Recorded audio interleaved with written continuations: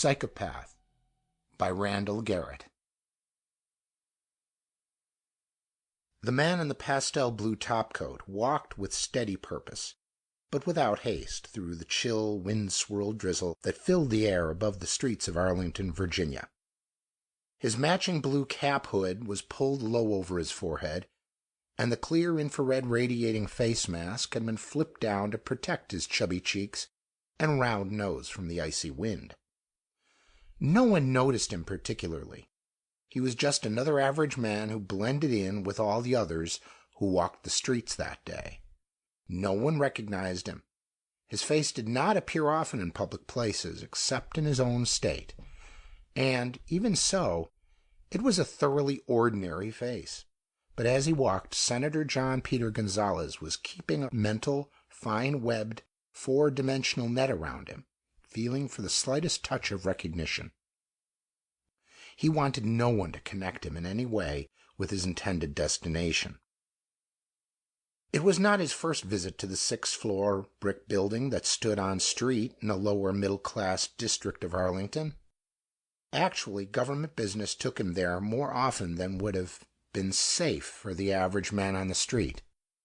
For Senator Gonzalez, the process of remaining incognito was so elementary that it was almost subconscious. Arriving at his destination, he paused on the sidewalk to light a cigarette, shielding it against the wind and drizzle with cupped hands, while his mind made one last check on the surroundings. Then he strode quickly up the 5 steps to the double doors which were marked The Society for Mystical and Metaphysical Research, Incorporated.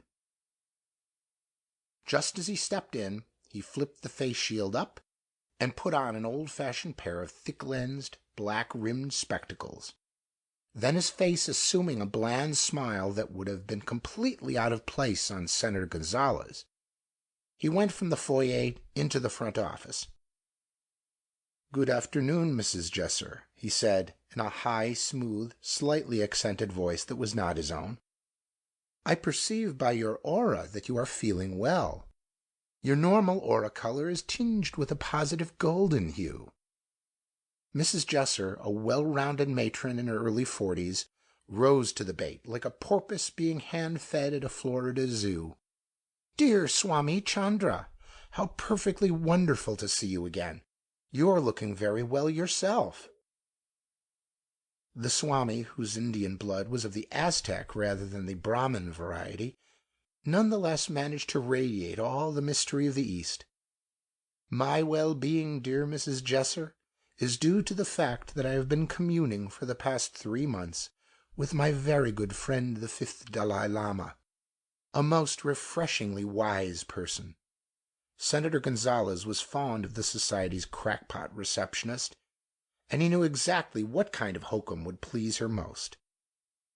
"Oh, I do hope you will find time to tell me all about it," she said, effusively. "Mr. Balfour isn't in the city just now," she went on. "He's lecturing in New York on the history of flying saucer sightings. Do you realize that this is the 40th anniversary of the first saucer sighting back in 1944? "The first photographed sighting," the Swami corrected condescendingly. "Our friends have been watching and guiding us for far longer than that, and were sighted many times before they were photographed." Mrs. Jesser nodded briskly. "Of course. You're right as always, Swami." "I am sorry to hear," the Swami continued smoothly, "that I will not be able to see Mr. Balfour. However, I came at the call of Mr. Brian Taggart, who is expecting me." Mrs. Jesser glanced down at her appointment sheet. "He didn't mention an appointment to me. However," she punched a button on the intercom. "Mr. Taggart, Swami Chandra is here to see you. He says he has an appointment." Brian Taggart's deep voice came over the instrument. "The Swami, as usual, is very astute. I have been thinking about him. Send him right up." "You may go up, Swami," said Mrs. Jesser, wide-eyed. She watched in awe as the Swami marched regally through the inner door and began to climb the stairs toward the 6th floor. One way to hide an ex officio agency of the United States government was to label it truthfully: the Society for Mystical and Metaphysical Research. In spite of the fact that the label was literally true, it sounded so crackpot that no one but a crackpot would bother to look into it. As a consequence, better than 90% of the membership of the society was composed of just such people. Only a few members of the core knew the organization's true function and purpose, and as long as such scatterbrains as Mrs. Jesser and Mr. Balfour were in there pitching, no one would ever penetrate to the actual core of the society. The senator had already pocketed the exaggerated glasses by the time he reached the 6th floor, and his face had lost its bland, overly wise smile. He pushed open the door to Taggart's office. "Have you got any ideas yet?" he asked quickly. Brian Taggart, a heavily muscled man with dark eyes and black, slightly wavy hair, sat on the edge of a couch in one corner of the room. His desk across the room was there for paperwork only, and Taggart had precious little of that to bother with. He took a puff from his heavy-bowled briar. "We're going to have to send an agent in there, someone who can be on the spot, someone who can get the feel of the situation firsthand." "That'll be difficult.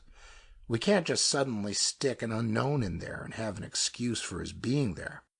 Couldn't Donahue or Reeves?" Taggart shook his head. "Impossible, John. Extrasensory perception can't replace sight, any more than sight can replace hearing. You know that." "Certainly, but I thought we could get enough information that way to tell us who our saboteur is. No dice, eh?" "No dice," said Taggart. "Look at the situation we've got there. The purpose of the Redford research team is to test the Meson ultimate decay theory of Dr. Theodore Nordred. Now, if we—" Senator Gonzalez, walking across the room toward Taggart, gestured with one hand. I know. Give me some credit for intelligence. But we do have one suspect, don't we? What about him?" Taggart chuckled through a wreath of smoke. "Calm down, John. Or are you trying to give me your impression of Mrs. Jesser in a conversation with a saucerite?" The senator laughed and sat down in a nearby chair. "All right. Sorry. This whole thing is lousing up our entire space program. First off, we nearly lose Dr. Chien, and with him gone, the Interstellar Drive project would have been shot. Now, if this sabotage keeps up, the Redford project will be shot, and that means we might have to stick to the old-fashioned rocket to get off planet. Brian, we need anti-gravity, and, so far, Nordred's theory is our only clue." "Agreed," said Taggart. "Well, we're never going to get it if equipment keeps mysteriously burning itself out, breaking down, and just generally goofing up. This morning, the primary exciter on the new ultracosmotron went haywire, and the beam of sodium nuclei burned through part of the accelerator tube wall. It'll take a month to get it back in working order." Taggart took his pipe out of his mouth and tapped the dottle into nearby ash disposal unit. "And you want to pick up our pet spy?" Senator Gonzalez scowled. "Well, I'd certainly call him our prime suspect, but there was a certain lack of conviction in his manner." Brian Taggart didn't flatly contradict the senator. "Maybe. But you know, John, there's one thing that bothers me about these accidents." "What's that?" "The fact that we have not one shred of evidence that points to sabotage."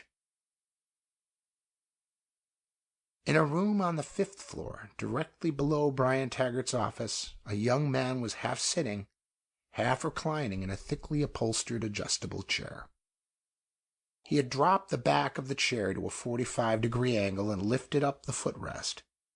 Now he was leaning back in lazy comfort, his ankles crossed, his right hand holding a slowly smoldering cigarette, his eyes contemplating the ceiling, or rather, they seemed to be contemplating something beyond the ceiling. It was pure coincidence that the focus of his thoughts happened to be located in about the same volume of space that his eyes seemed to be focused on. If Brian Taggart and Senator Gonzalez had been in the room below, his eyes would still be looking at the ceiling. In repose, his face looked even younger than his 28 years would have led one to expect. His close-cropped brown hair added to the impression of youth, and the well-tailored suit on his slim, muscular body added to the effect. At any top-flight university, he could have passed for a well-bred, sophisticated, intelligent student who had money enough to indulge himself and sense enough not to overdo it. He was beginning to understand the pattern that was being woven in the room above, beginning to feel it in depth. Senator Gonzalez was mildly telepathic, inasmuch as he could pick up thoughts in the pre-vocal stage, the stage at which thought becomes definitely organized into words, phrases, and sentences. He could go a little deeper into the selectivity stage, where the linking processes of logic took over from the non-logical but rational processes of the preconscious, but only if he knew the person well. Where the senator excelled was in detecting emotional tone and manipulating emotional processes, both within himself and within others. Brian Taggart was an analyzer, an originator, a motivator, and more. The young man found himself avoiding too deep a probe into the mind of Brian Taggart.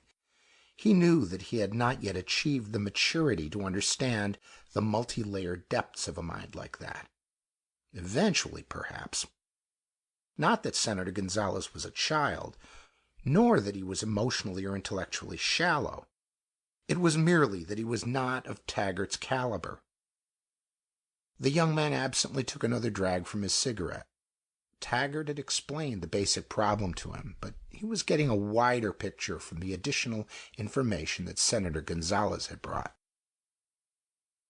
Dr. Theodore Nordred, a mathematical physicist and one of the top-flight, high-powered original minds in the field, had shown that Einstein's final equations had only held in a universe composed entirely of normal matter.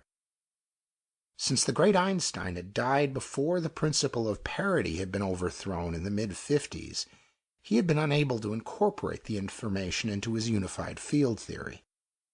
Nordred had been able to show, mathematically, that Einstein's equations were valid only for a completely dexter or right-handed universe, or for a completely sinister or left-handed universe. Although the universe in which man lived was predominantly dexter, arbitrarily so designated, it was not completely so. It had a sinister component amounting to approximately 1/100,000th of 1%. On the average, one atom out of every 10 million in the universe was an atom of antimatter. The distribution was unequal, of course. Antimatter could not exist in contact with ordinary matter.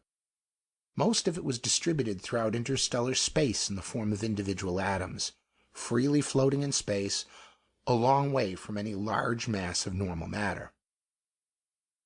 But that minute fraction of a percent was enough to show that the known universe was not totally Einsteinian. In a purely Einsteinian universe, anti-gravity was impossible. But if the equations of Dr. Theodore Nordred were actually a closer approximation to true reality than those of Einstein, then anti-gravity might be a practical reality. And that was the problem the Redford research team was working on. It was a parallel project to the interstellar drive problem being carried on elsewhere. The pet spy, as Taggart had called him, was Dr. Conrad Bern, a middle-aged Negro from Tanganyika who was convinced that only under communism could the colored races of the world achieve the technological organization and living standard of the white man. He had been trained as a sleeper. Not even the exhaustive investigations of the FBI had turned up any relationship between Bern and the Soviets. It had taken the telepathic programming of the SMMR agents to uncover his real purposes. Known, he constituted no danger. There was no denying that he was a highly competent, if not brilliant, physicist. And since it was quite impossible for him to get any information on the Redford project into the hands of the opposition, it was no longer fashionable to call communists the enemy. there was no reason why he shouldn't be allowed to contribute to the American efforts to bridge space. 3 times in the 5 months since Bern had joined the project, agents of the Soviet government had made attempts to contact the physicist. 3 times the FBI, warned by SMMR agents, had quietly blocked the contact. Conrad Bern had been effectively isolated. But at the project site itself, equipment failure had become increasingly more frequent, all out of proportion to the normal accident rate in any well-regulated laboratory. The work of the project had practically come to a standstill. The ultra-secret project reports to the president were beginning to show less and less progress in the basic research, and more progress in repairing damaged equipment. Apparently, though, increasing efficiency in repair work was self-neutralizing. Repairing an instrument at half the time merely meant that it could break down twice as often. It had to be sabotage, and yet not even the SMMR agents could find any trace of intentional damage, nor any thought patterns that would indicate deliberate damage. And Senator John Peter Gonzalez quite evidently did not want to face the implications of that particular fact. "We're going to have to send an agent in," Taggart repeated. "That's my cue," thought the young man on the 5th floor as he crushed out his cigarette and got up from the chair. "I don't know how we're going to manage it," said the senator. "What excuse do we have for putting a new man on the Redford team?" Brian Taggart grinned.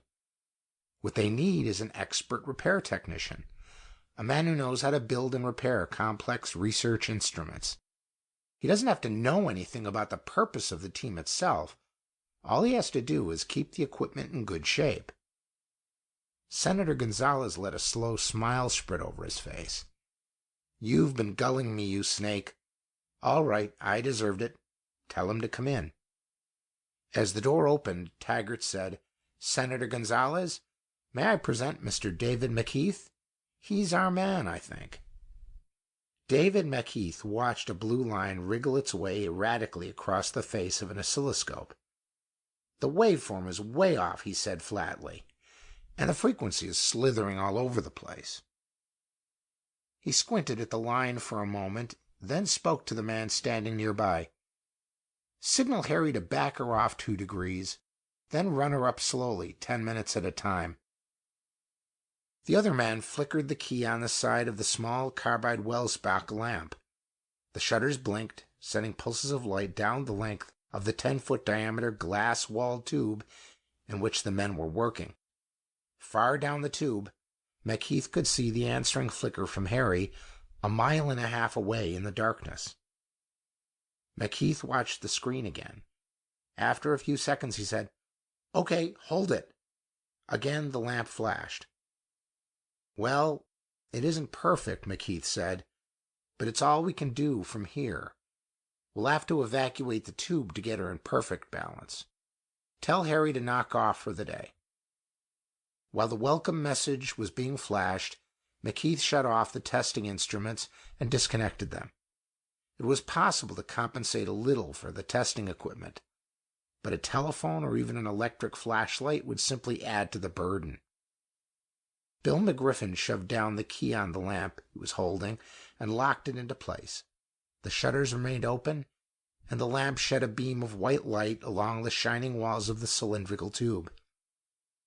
"How much longer do you figure it'll take, Dave?" he asked. "Another shift at least," said McKeith, picking up the compact shielded instrument case. "You want to carry that mat?" Griffin picked up the thick sponge rubber mat that the instrument case had been sitting on, and the 2 men started off down the tube, walking silently on the sponge rubber soled shoes which would not scratch the glass underfoot.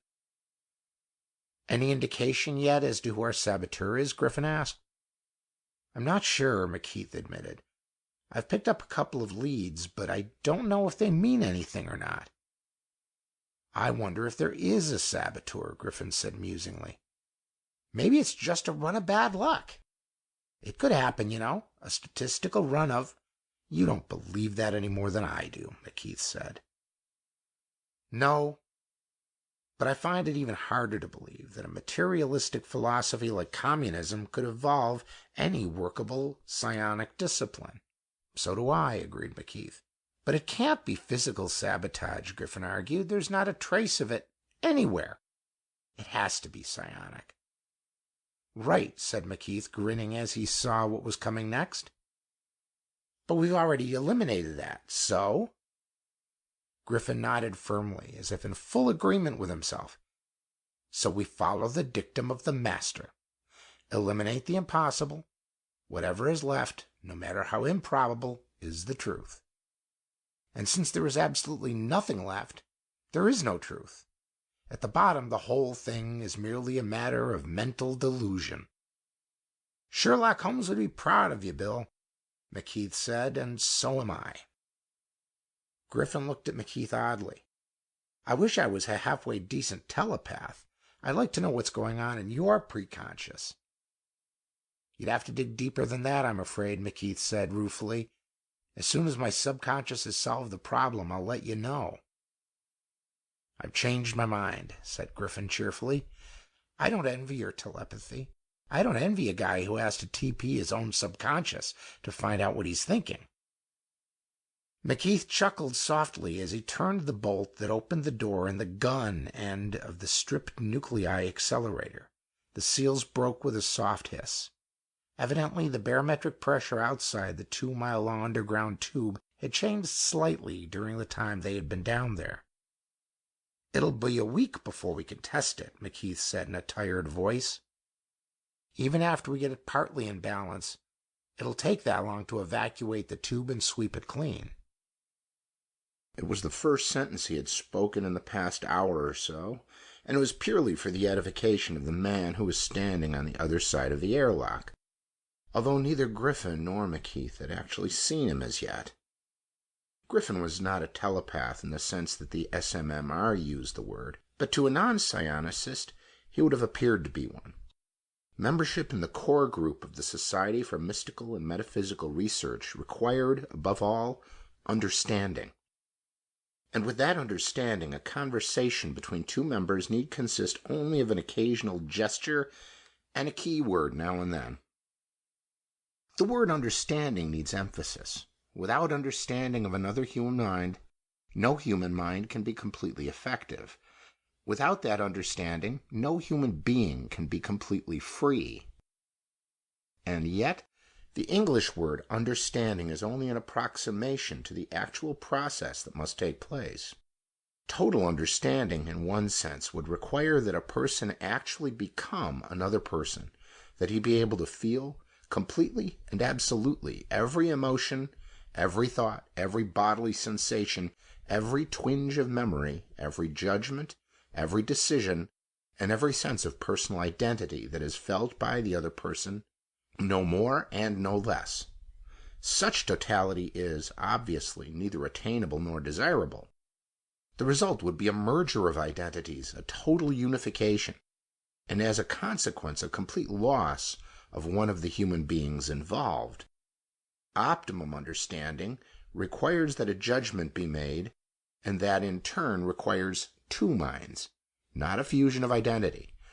There must be one to judge and another to be judged, and each mind plays both roles. Love thy neighbor as thyself, but the original Greek word would better translate as respect and understand than as the modern English love. The founders of our modern religions were not fools. They simply did not have the tools at hand to formulate their knowledge properly. As understanding increases, a critical point is reached, which causes a qualitative change in the human mind. First, self-understanding must come. The human mind operates through similarities, and the thing most similar to any human mind is itself. The next most similar thing is another human mind. From that point on, all objects, processes, and patterns in the universe can be graded according to their similarity to each other and ultimately to their similarity to the human mind. Two given entities may seem utterly dissimilar, but they can always be linked by a tertium quid, a third thing, which is similar to both. This third thing, be it a material object or a product of the human imagination, is called a symbol. Symbols are the bridges by which the human mind can reach and manipulate the universe in which it exists. With the proper symbols and the understanding to use them, the human mind is limited only by its own inherent structural restrictions. One of the most active research projects of the SMMR was the construction of a more powerful symbology. Psionics had made tremendous strides in the previous 4 decades, but it was still in the alchemy stage. So far, symbols for various processes could only be worked out by cut-and-try rule-of-thumb methods, using symbols already established, including languages and mathematics. None were completely satisfactory, but they worked fairly well within their narrow limits. As far as communication was concerned, the hashed-together symbology used by the SMMR was better than any conceivable code. The understanding required to break the code was well beyond the critical point. Anyone who could break it was, ipso facto, a member of the SMMR. Most people didn't even realize that a conversation was taking place between 2 members, especially if a cover conversation was used at the same time. McKeith's verbal discussion of the testing of the nuclei accelerator was just such a cover. Even before he had cracked the airlock, he had known that Dr. Theodore Nordred was standing on the other side of the thick wall. McKeith pushed the heavy door open on its smooth hinges. "Oh, hello, Dr. Nordred. How's everything?" The heavy-set mathematician smiled pleasantly as McKeith and Griffin came into the gun chamber. "I just thought I'd come down and see how you were getting along," he said. His voice was a low tenor, with just a touch of Midwestern twang. Sometimes the creative mind gets bogged down in the nth-order abstractions that have no discernible connection with anything at all. He chuckled. "When that happens, I drop everything and go out to find something mundane to worry about." Nordred was only an inch shorter than the slim McKeith, and he weighed in at close to 200 pounds. At 25, he had the build of a lightweight wrestler. 30 more years had added poundage, a roll beneath his chin, and a bulge at the belly. But he still looked capable of going a round or 2 without tiring. His shock of heavy hair was a mixture of mouse brown and gray, and it seemed to have a tendency to stand up on end, which added another inch and a half to his height. His round face had a tendency to smile when he was talking or working with his hands. When he was deep in thought, his face usually relaxed into thoughtful blankness. He frowned rarely, and only for seconds at a time. "It seems to me you have enough to worry about, Doctor," McKeith said banteringly, without looking for it. He put down his instrument case and took out a cigarette, while Griffin closed the door to the acceleration tube. "Oh, I don't have to look far," Nordred said. "How long do you think it'll be before we can resume our work with the monster?" 10 days to 2 weeks, McKeith said promptly. "I see." One of his rare frowns crossed his face. "I wish I knew why the exciter arc to cross. It shouldn't have." "Don't you have any idea?" McKeith asked innocently. At the same time, he opened his mind wide to net in every wisp and filament of Nordred's thoughts that he could reach. "None at all," admitted the mathematician.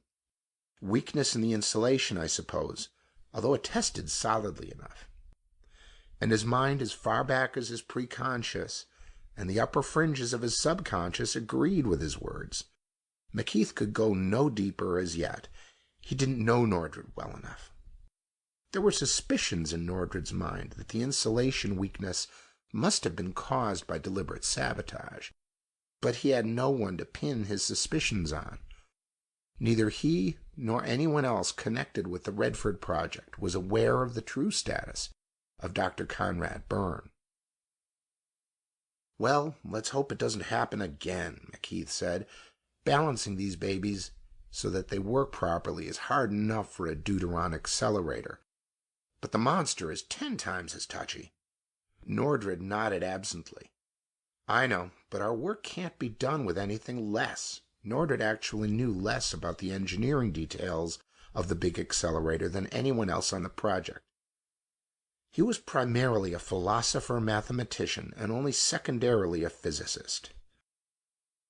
He was theoretically in charge of the project, but the actual experimentation was done by the other four men, Doctors Roger Kent, Paul Luvacek, Solomon Besserman, and Conrad Bern. These four and their assistants set up and ran off the experiments designed to test Dr. Nordred's theories. McKeith picked up his instrument case again, and the three men went out of the gun chamber into the outer room, and then started up the spiral stairway that led to the surface, talking as they went. But the apparent conversation had little to do with the instruction that McKeith was giving Griffin as they climbed. So when McKeith stopped suddenly and patted his coverall pockets, Griffin was ready for the words that came next. "Damn," McKeith said. "I've left my notebook. Will you go down and get it for me, Bill?" Dr. Nordred had neither understood nor noticed the actual instructions. "Bill, as soon as I give you an excuse, get back down there and check that gun chamber. Give it a thorough going over. I don't really think you'll find anything, but I don't want to take any chances at this stage of the game." "Right," said Griffin, starting back down the stairway. McKeith and Dr. Nordred went on climbing. David McKeith sat at a table in the project's cafeteria, absently stirring his coffee and trying to look professionally modest, while Dr. Luvacek and Dr. Besserman alternately praised him for his work. Luvacek, a tubby little butterball of a man whose cherubic face would have made him look almost childlike if it weren't for the blue of his jaw, said, "You and those two men of yours have really done a marvelous job in the past 4 days, Mr. McKeith. Really marvelous." "I'll say," Besserman chimed in, "I was getting pretty tired of looking at burned-out equipment and spending 3/4 of my time putting in replacement parts and wielding a soldering gun." Besserman was leaner than Luvacek, but, like his brother scientist, he was balding on top. Both men were in their middle 30s. "I don't understand this jinx myself," Luvacek said. "At first it was just little things. But the accidents got worse and worse. And then, when the monster blew," he stopped and shook his head slowly, "I'd suspect sabotage, except that there was never any sign of tampering with the equipment I saw." "What do you think of the sabotage idea?" Besserman asked McKeith. McKeith shrugged. "Haven't seen any signs of it." "Run of bad luck," said Luvacek. "That's all." As they talked, McKeith absorbed the patterns of thought that wove in and out of the two men's minds. Both men were more open than Dr. Nordred. They were easier for McKeith to understand. Nowhere was there any thought of guilt, at least as far as sabotage was concerned. McKeith drank his coffee slowly and thoughtfully, keeping up his part of the three-way conversation while he concentrated on his own problem. One thing was certain. Nowhere in the minds of any of the personnel of the Redford project was there any conscious knowledge of sabotage, not even in the mind of Conrad Bern. Dr. Roger Kent, a tall, lantern-jawed, sad-eyed man in his 40s, had been hard to get through to at first. But as soon as McKeith discovered that the hard block Kent had built up around himself was caused by grief over a wife who had been dead 5 years, he became as easy to read as a billboard. Kent had submerged his grief in work, the eternal drive of the true scientist to drag the truth out of Mother Nature. He was constitutionally incapable of sabotaging the very instruments that had been built to dig in after that truth. Dr. Conrad Bern, on the other hand, was difficult to read below the preconscious stage. Science to him was a form of power, to be used for idealistic purposes. He was perfectly capable of sabotaging the weapons of an enemy if it became necessary, whether that meant ruining a physical instrument or carefully falsifying the results of an experiment.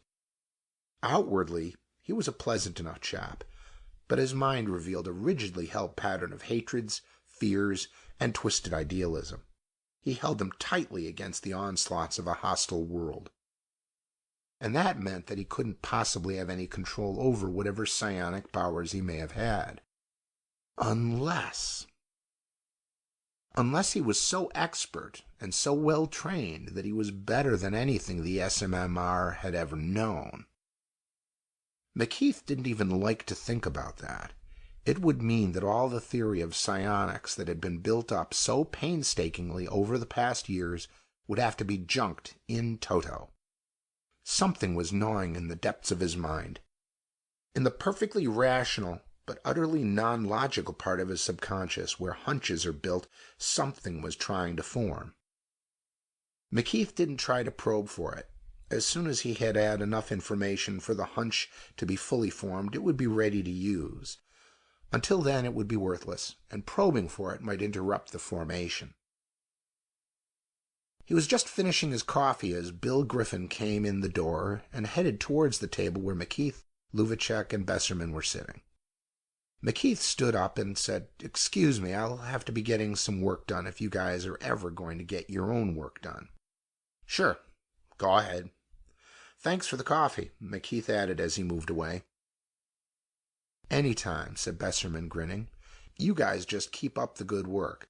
When you fix 'em, they stay fixed. We haven't had a burnout since you came." "Maybe you broke our statistical jinx," said Luvacek with a chubby smile. "Maybe," said McKeith. "I hope so." For some reason, the gnawing in his hunch factory became more persistent. As he and Griffin walked toward the door, Griffin reported rapidly, "I checked everything in the gun chamber. No sign of any tampering. Everything's just as we left it. The dust film hasn't been disturbed." "It figures," said McKeith. Outside, in the corridor, they met Dr. Conrad Bern, hurrying toward the cafeteria. He stopped as he saw them. "Oh, hello, Mr. McKeith, Mr. Griffin," he said. His white-toothed smile was friendly, but both of the SMMR agents could detect the hostility that was hard and brittle beneath the surface. "I wanted to thank you for the wonderful job you've been doing." "Why, thank you, Doctor," said McKeith honestly. "We aim to satisfy." Bern chuckled. "You're doing well so far. Odd streak of luck we've had, isn't it? Poor Dr. Nordred has been under a terrible strain. His whole life work is tied up in this project." He made a vague gesture with one hand. "Would you care for some coffee?" "Just had some, thanks," said McKeith. "But we'll take a rain check." "Fine. Any time." And he went on to the cafeteria. "Wow," said Griffin as he walked on down the corridor with McKeith. "That man is scared silly, but what an actor. You'd never know he was eating his guts out." "Sure he's scared, with all this sabotage talk going around. He's afraid there'll be an exhaustive investigation, and he can't take that right now." Griffin frowned. "I guess I missed that. What did you pick up?" "He's supposed to meet a Soviet agent tonight, and he's afraid he'll be caught. He doesn't know what happened to the first three, and he won't know what will happen to number 4 tonight. We'll keep him around as long as he's useful. He's not a Bohr or a Pauli or a Fermi, but he—" McKeith stopped himself suddenly and came to a dead halt. "My God," he said softly, "that's it." His hunch had hatched. After a moment, he said, "Harry is getting back from the target end of the tube now, Bill. He can't pick me up, so beetle it down to the tool room, get him, and get up to the workshop fast. If I'm not there, wait. I have a little prying to do." "Can do," said Griffin. He went toward the elevator at an easy lope.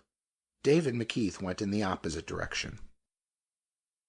When McKeith returned to the workshop which he had been assigned, Bill Griffin and Harry Benbow were waiting for him. Beside the big-muscled Griffin, Harry Benbow looked even thinner than he was. He was a good 6'2", which made him a head taller than Griffin, but, unlike many tall, lean men, Benbow had no tendency to slouch. He stood tall and straight, reminding McKeith of a poplar tree towering proudly over the countryside. Benbow was one of those rare American Negroes whose skin was actually as close to being black as human pigmentation will allow. His eyes were like discs of obsidian set in spheres of white porcelain, which gave an odd contrast similarity effect when compared with Griffin's china blue eyes. If the average man had wanted to pick two human beings who were opposites, he could hardly have made a better choice than Benbow and the short, thickly built, blond-haired, pink-skinned Bill Griffin. But the average man would be so struck by the differences that he would never notice that the similarities were vastly more important. "You look as if you've just been kissed by Miss America," Harry said as McKeith came through the door. "Better than that," McKeith said. "We've got work to do." "What's the pitch?" Griffin wanted to know. "Well, in the first place, I'm afraid Dr. Conrad Bern is no longer of any use to the Redford Project. We're going to have to arrest him as an unregistered agent of the Soviet government." "It's just as well," said Harry Benbow gently. "His research hasn't done us any good, and it hasn't done the Soviets any good. The poor guy's been on edge ever since he got here. All the pale hide around this place stirs up every nerve in him." "What got you onto this?" Griffin asked McKeith. "A hunch first," McKeith said.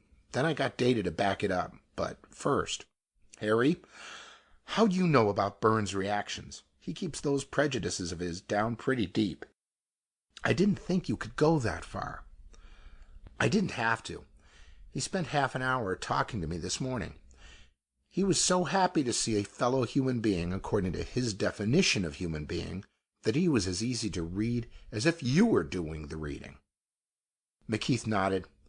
"I hate to throw him to the wolves, but he's got to go." "What was the snooping you said you had to do?" Griffin asked. "Dates, times. Briefly, I found that the run of accidents has been building up to a peak. At first it was just small meters that went wrong, then bigger, more complex stuff. And finally the monster went. See the pattern?" The other men nodded. "You're the therapist," Griffin said. "What do you suggest?" "Shock treatment," said David McKeith. Just how Dr. Conrad Bern got wind of the fact that a squad of FBI men had come to the project to arrest him that evening is something that McKeith didn't know until later. He was busy at the time, ignoring anything but what he was interested in. It always fascinated him to watch the mind of a psychokinetic expert at work. He couldn't do the trick himself, and he was always amazed at the ability of anyone who could. It was like watching a pianist play a particularly difficult concerto. A person can watch a pianist, see every move he is making and why he is making it, but being able to see what's going on doesn't mean that one can duplicate the action. McKeith was in the same position. Telepathically, he could observe the play of emotions that ran through a psychokinetic's mind, the combinations of avid desire and the utter loathing which, playing one against another, could move a brick, a book, or a Buick if the mind was powerful enough. But he couldn't do it himself, no matter how carefully he tried to follow the raging emotions that acted as two opposing jaws of a pair of tongs to lift and move the object. And so engrossed was he with the process that he did not notice that Conrad Bern had eluded the FBI.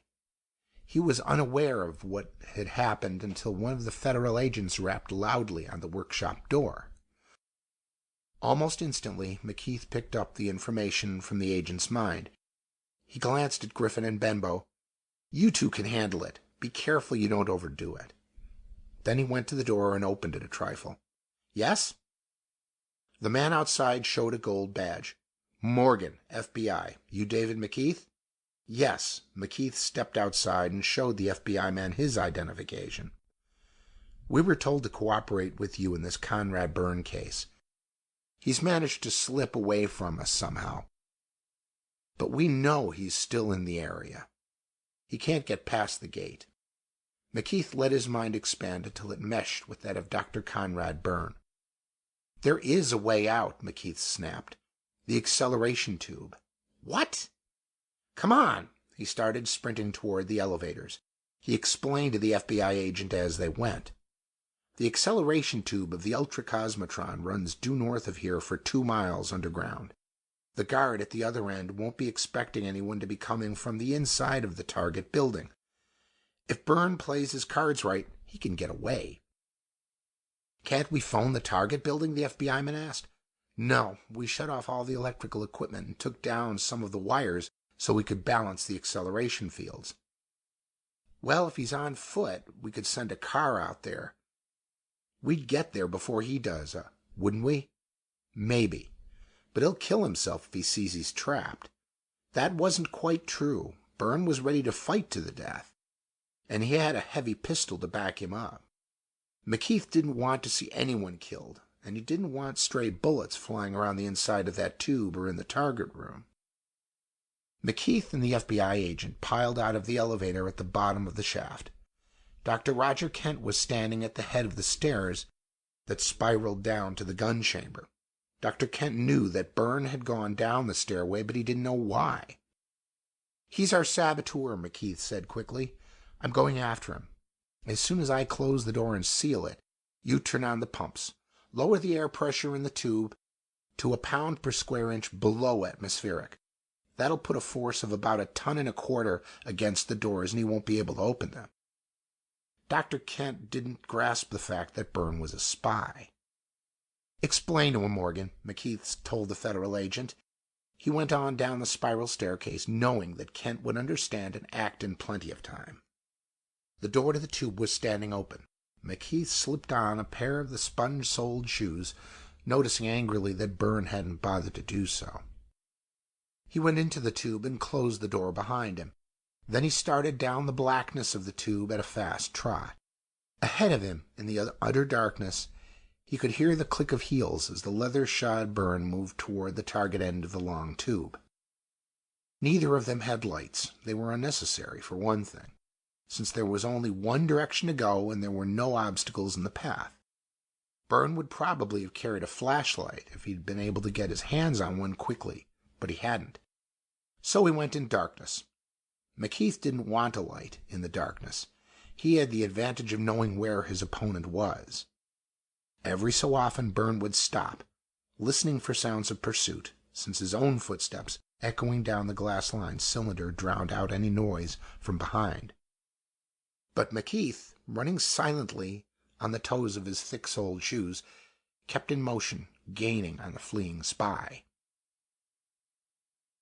A 2-mile run is a good stretch of exercise for anyone, but McKeith didn't dare slow down. As it was, Conrad Bern was already tugging frantically at the door that led to the target room by the time McKeith reached him. But the faint sighing of the pumps had already told McKeith that the air pressure had been dropped. Bern couldn't possibly get the door open. McKeith's lungs wanted to be filled with air. His chest wanted to heave. He wanted to pant, taking in great gulps of life-giving oxygen, but he didn't dare. He didn't want Bern to know he was there, so he strained to keep his breath silent.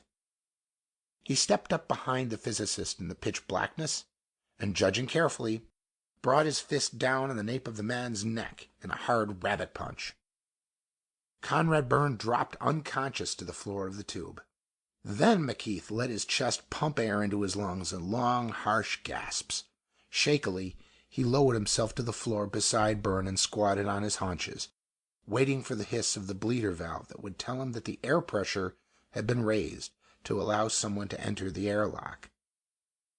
It was Morgan, the FBI man, who finally cracked the door. Griffin and Dr. Kent were with him. "You all right?" asked Morgan. "I'm fine," McKeith said, "but Bern is going to have a sore neck for a while. I didn't hit him hard enough to break it, but he'll get plenty of sleep before he wakes up." More FBI men came in, and they dragged out the unprotesting Bern.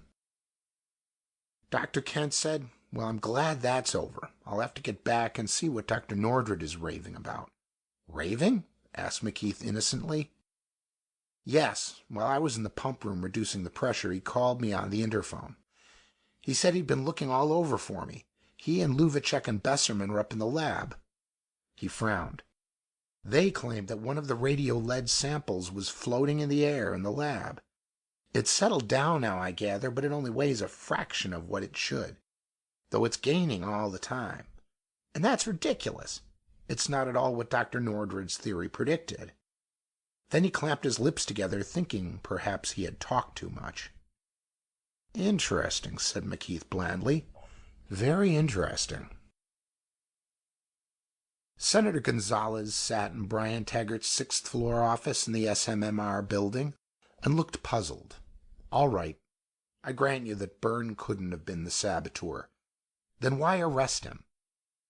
Dave McKeith took a drag from his cigarette before he answered. We had to have a patsy, someone to put the blame on.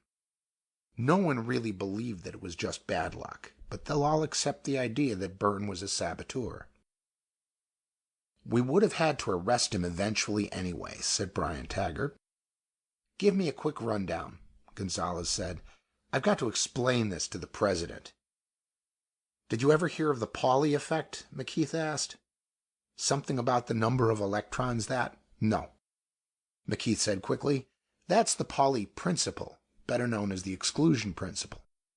The Pauli effect is a different thing entirely, a psionic effect. It used to be said that a theoretical physicist was judged by his inability to handle research apparatus. The clumsier he was in the research, the better he was with theory. But Wolfgang Pauli was a lot more than clumsy. Apparatus would break, topple over, go to pieces, or burn up if Pauli just walked into the room. Up to the time he died in 1958, his colleagues kidded about it, without really believing there was anything behind it. But it is recorded that the explosion of some vacuum equipment in a laboratory at the University in Göttingen was the direct result of the Pauli effect. It was definitely established that the explosion occurred at the precise moment that a train on which Pauli was traveling stopped for a short time at the Göttingen railway station. The senator said, The poltergeist phenomenon. Not exactly, McKeith said, although there is a similarity. The poltergeist phenomenon is usually spectacular and is nearly always associated with teenage neurotics. Then there's the pyrotic. Fires always start in his vicinity. But there's always a reason for psionic phenomenon to react violently under subconscious control, Senator Gonzalez pointed out. There's always a psychological quirk. Sure, and I almost fell into the same trap myself. How so? I was thinking that if Bern were the saboteur, all our theories of psionics would have to be thrown out. We'd have to start from a different set of precepts, and I didn't even want to think about such an idea. Nobody likes their pet theories overthrown, Gonzalez observed. Of course not. But here's the point. The only way that a scientific theory can be proved wrong is to uncover a phenomenon which doesn't fit in with the theory. A theoretical physicist is a mathematician. He makes logical deductions and logical predictions by juggling symbols around in accordance with some logical system. But the axioms, the assumptions upon which those systems are built, are non-logical. You can't prove an axiom. It comes right out of the mind.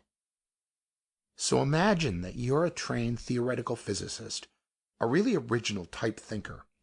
You come up with a mathematical system that explains all known phenomena at that time and predicts others that are, as yet, unknown. You check your math over and over again. There's no error in your logic, since it all follows step by step.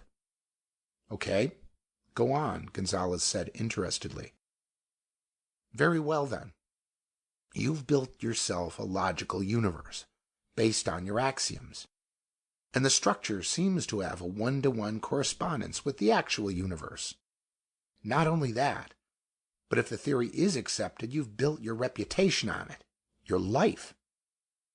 Now what happens if your axioms, not the logic about the axioms, but the axioms themselves, are proven to be wrong?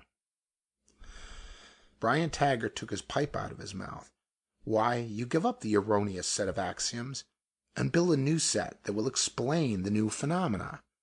Isn't that what a scientist is supposed to do? His manner was that of wide-eyed innocence, laid on with a large trowel. Oh, sure it is, said the senator. A man builds his whole life, his whole universe, on a set of principles. He claims he will, McKeith said. Any scientist worth the paper his diploma is printed on is firmly convinced that he will change his axioms as soon as they're proven false. Of course, 99% of them can't, and won't, and don't. They refuse to look at anything that suggests changing axioms. Some scientists eagerly accept the axioms that they were taught in school and hang on to them all their lives, fighting change tooth and nail. Oh, they'll accept new ideas all right, provided they fit in with the structures based on the old axiom. Then there are the young iconoclasts who don't like the axioms as they stand, so they make up some new ones of their own. Men like Newton, Einstein, Planck, and so on. Then, once the new axioms have been forced down the throats of their colleagues, the innovators become the old order. The iconoclasts become the ones who put the fences around the new images to safeguard them. And they're even more firmly wedded to their axioms than anyone else. This is their universe. Of course, these men proclaim to all the world that they are perfectly willing to change their axioms. And the better a scientist he is, the more he believes in his heart of hearts that he really would change. He really thinks consciously that he wants others to test his theories. But notice, a theory is only good if it explains all known phenomena in its field. If it does, then the only thing that can topple it is a new fact. The only thing that can threaten the complex structure formulated by a really creative, painstaking mathematical physicist is experiment. Senator Gonzalez's attentive silence was eloquent. Experiment, McKeith repeated. That can wreck a theory quicker and more completely than all the learned arguments of a dozen men. And every theoretician is aware of that fact. Consciously, he gladly accepts the inevitable, but his subconscious mind will fight to keep those axioms, even if it has to smash every experimental device around. After all, if nobody can experiment on your pet theory, it can't be proved wrong, can it? In Nordred's case, as in Pauli's, this subconscious defense actually made itself felt in the form of broken equipment.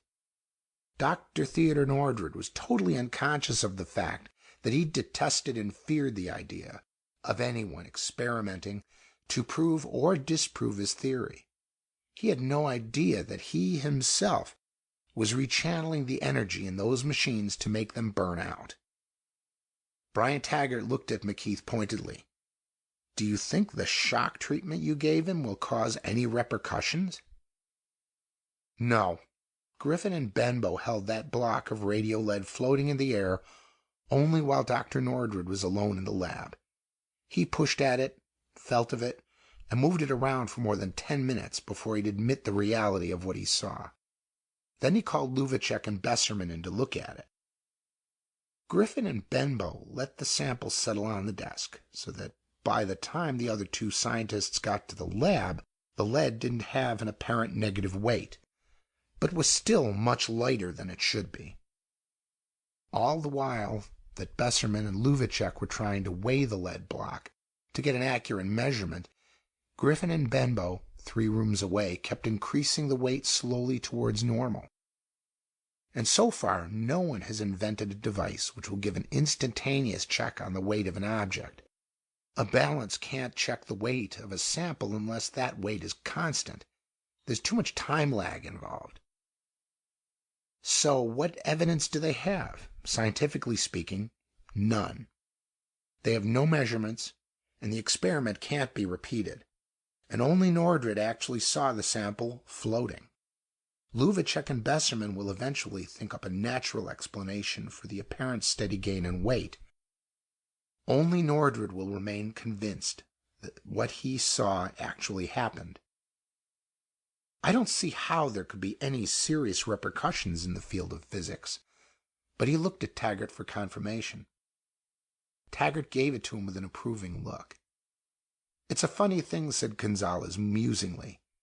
Some time back we were in a situation where we had to go to the extreme of physical violence to keep from demonstrating to a scientist that psionic powers could be controlled, just to keep from ruining the physicist's work.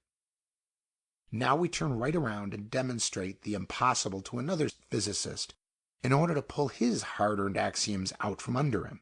He smiled wryly. There ain't no justice in the world. No, agreed McKeith, but the trick worked. He won't have any subconscious desire to smash equipment just to protect a theory that has already been smashed. On the contrary, he'll let them go through in order to find new data to build another theory on. He'll never again be the man he was, said Taggart regretfully. He's lost the force of his convictions. He won't be capable of taking a no-nonsense, dogmatic, black-and-white stand, but it was necessary. He made an odd gesture with one hand. What else can you do with a man who's a psionic psychopath?